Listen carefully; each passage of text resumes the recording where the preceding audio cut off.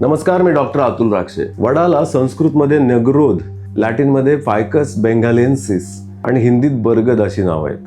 वड या वृक्षाचं भारतीय संस्कृती आणि परंपरांमध्ये फार अनन्यसाधारण महत्व आहे. भारतात जन्मलेल्या जैनिझम, बुद्धिझम आणि हिंदुइझम अशा तीनही धर्मांमध्ये वडाला खूप महत्व दिलं गेलंय. वडाचं जर आयुर्वेदाच्या संदर्भात महत्व पाहिलं तर ते देखील फार फार फार मोठं आहे. आणि म्हणूनच वट सावित्रीच्या तुम्हा सर्वांना खूप खूप शुभेच्छा. वट पौर्णिमा हा सण आपल्याकडे साजरा केला जातोच. त्याचं फार महत्वाचं कारण असं की वडाचं झाड हे पुन्हा पुन्हा स्वतःला निर्माण करणाऱ्या क्षमतेचं प्रतीक आहे असं मला वाटतं. उदाहरण तुम्ही पाहायला गेलात तर भारतात अनेक ठिकाणी शेकडो वर्ष जुनी वडाची झाडं दिसतात.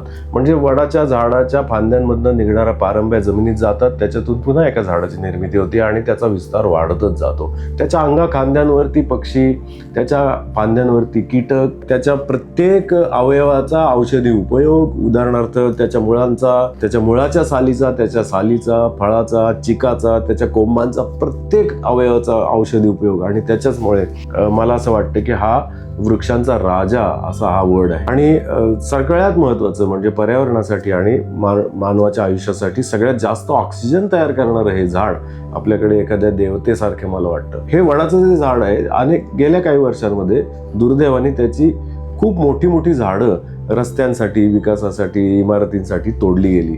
परंतु पूर्वीच्या काही द्रष्ट्या लोकांनी विद्यापीठांमध्ये रस्त्याच्या कडेनी वड, पिंपळ, उंबर अशा प्रकारची ह्याच फॅमिलीमधली झाडं लावली. आणि त्याच्या मागे पर्यावरणापासून आयुर्वेदापर्यंत अनेक वेगवेगळ्या दृष्टिकोनांचा समावेश होता.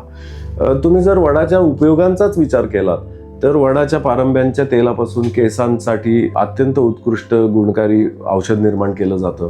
त्वचारोगांपासून तर पुरुषाच्या मैथुन शक्तीपर्यंत वेगवेगळ्या आजारांवरती अत्यंत गुणकारी औषधं तयार केली जातात. म्हणून असा हा वड आणि त्याचा असा हा सोहळा आणि निसर्ग आणि मानव यांच्यातला असा हा सण आणि केवळ स्त्रीनी पुरुषावर केलेल्या प्रेमाचं प्रतीक नव्हे तर स्त्री आणि पुरुषाच्या अमर प्रेमाचं हे प्रतीक. म्हणून आपण वटपौर्णिमा आणि वटसावित्रीकडे पाहिलं पाहिजे असं मला वाटतं. तुम्हा सर्वांनाच वटपौर्णिमेच्या खूप खूप शुभेच्छा. नमस्कार.